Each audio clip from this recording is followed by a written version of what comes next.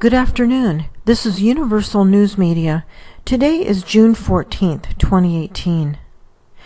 Something very perplexing happened to me the night before last. Just before midnight, I saw something out of the corner of my eye. So I looked out my living room window. I saw about an eighth of a mile wide strip of forest 200 feet away, completely lit up like it was daytime, except the sky behind it was black. It was nighttime. I saw the shadow of my roofline at the bottom of the trees, indicating that this intense light was coming from above my house. After 20 or 30 seconds, the strange light went out. There were no cars nearby, no one carrying lights, no noise from any aircraft. Afterward, I discovered some digital equipment in the house had been screwed up or turned off, such as my digital thermostat, digital clocks. The computer was messed up. So if I end up gravely ill or dead, you'll know what happened.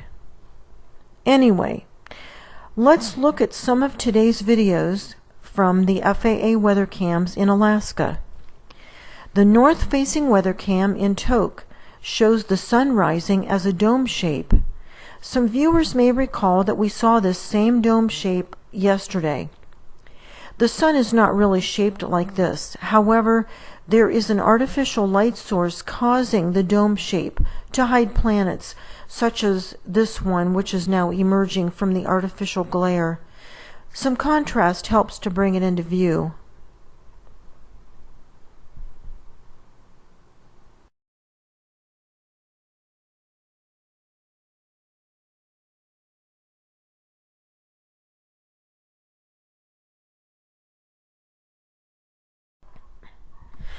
The northeast-facing weather cam in Eagle shows that same enormous object we saw yesterday, but there is actually another object in this picture.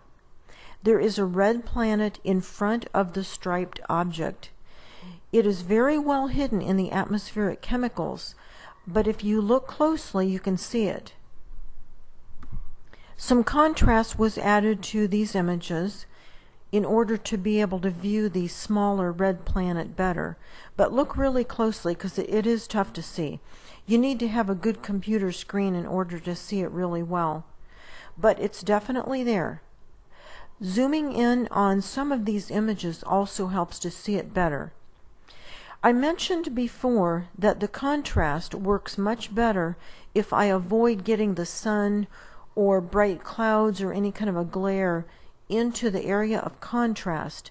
That's why only a small portion of the screen contains the contrast.